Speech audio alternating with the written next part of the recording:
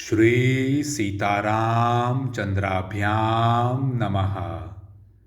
अरण्यकांड 39वां सर्ग। मारीच का रावण को समझाना। इस प्रकार इस समय तो मैं किसी तरह श्री रामचंद्र जी के हाथ से जीवित बच गया। उसके बाद इन दिनों जो घटना घटित हुई है उसे भी सुन लो। श्री राम ने मेरी वैसी दुर्दशा कर दी थी तो भी मैं उनके विरोध से बाज नहीं आया। एक दिन मृग रूपधारी दो राक्षसों के साथ मैं भी मृग का ही रूप धारण करके दंडक वन में गया। मैं महान बलशाली तो था ही, मेरी जीभ आग के समान उद्दीप्त हो रही थी। दाढ़ें भी बहुत बड़ी थी, सींग तीखे थे और मैं महान मृग के रूप में मांस खाता हुआ दंडकारण्य में विचरने लगा। रावण, मैं अत्यंत भयंकर रूप धारण किए अग्निशालाओं में, जलाशयों के घाटों पर तथा देव वृक्षों के नीचे बैठे हुए तपस्वी जनों को तिरस्कृत करता हुआ सब और विचरण करने लगा। दंडकारण्य के भीतर धर्मानुष्ठान में लगे हुए तापसों को मारकर उनका रक्त पीना और मांस खाना, यही मेरा काम था। मेरा स्वभाव तो क्रूर था ही। मैं ऋषियों के मांस खाता और वन में विचरने वाले प्राणियों को डराता हुआ रक्तपान करके मतवाला हो दंडक वन में घूमने लगा।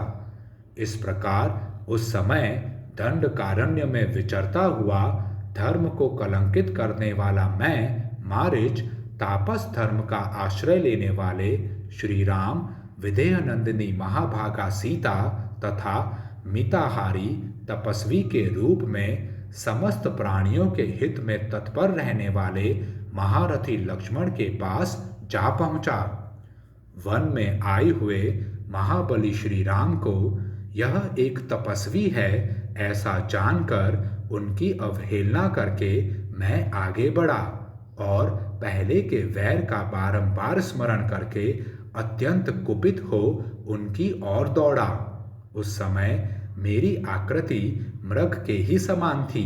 मेरे सींग बड़े तीखे थे। उनके पहले के प्रहार को याद करके मैं उन्हें मार डालना चाहता था।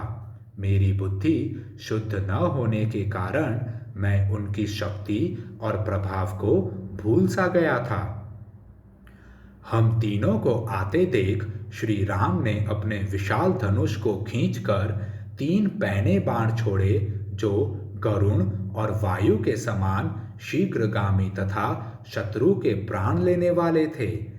झुकी हुई गांठ वाले वे सब तीनों बाण जो वज्र के समान दुस्सह, अत्यंत भयंकर तथा रक्त पीने वाले थे, एक साथ ही हमारी ओर आए।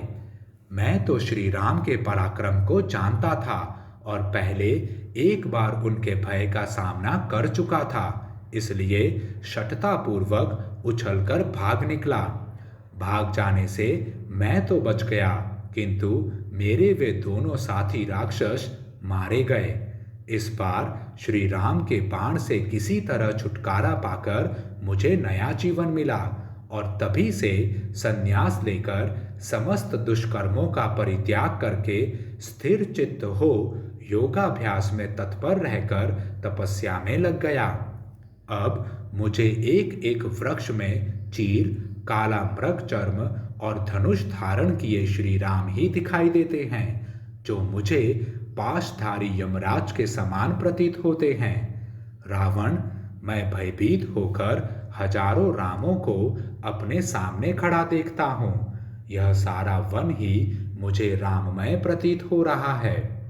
राक्षस राज, जब मैं एकांत में बैठता हूँ तब मुझे श्री राम के ही दर्शन होते हैं। सपने में श्री राम को देखकर मैं उद्भ्रांत और अचेत सा हो उठता हूँ। रावण, मैं राम से इतना भयभीत हो गया हूँ कि रत्न और रथ आदि जितने भी रकारादि नाम हैं वे मेरे कानों में पड़ते ही मन में भारी भय उत्पन्न कर देते हैं। मैं उनके प्रभाव को अच्छी तरह जानता हूँ, इसलिए कहता हूँ कि श्री राम के साथ तुम्हारा युद्ध करना कदापि उचित नहीं है। रघुकुल नंदन श्री राम राजा बलि अथवा नमोची का भी वध कर सकते हैं। रावण, तुम्हारी इच्छा हो तो रणभूमि में श्री राम के साथ युद्ध करो अथवा उन्हें क्षमा कर दो, किंतु यदि मुझे जीवित देखना चाहते हो तो मेरे सामने श्री राम की चर्चा न करो।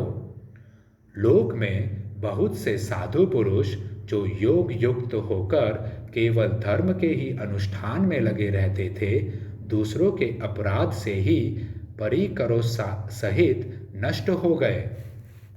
निशाचर, मैं भी किसी तरह दूसरों के अपराध से नष्ट हो सकता हूँ, अतः तुम्हें जो उचित जान पड़े वह करो।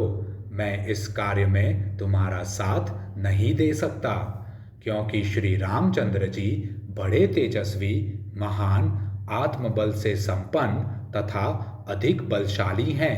वे समस्त राक्षस जगत का भी संहार कर सकते हैं। यदि शूर्पणखा का बदला लेने के लिए जनस्थान निवासी खर पहले श्री राम पर चढ़ाई करने के लिए गया और अनायास ही महान कर्म करने वाले श्री राम के हाथ से मारा गया, तो तुम ही ठीक ठीक बताओ, इसमें श्री राम का क्या अपराध है? तुम मेरे बंधु हो, मैं तुम्हारा हित करने की इच्छा से ही ये बातें कह रहा हूँ।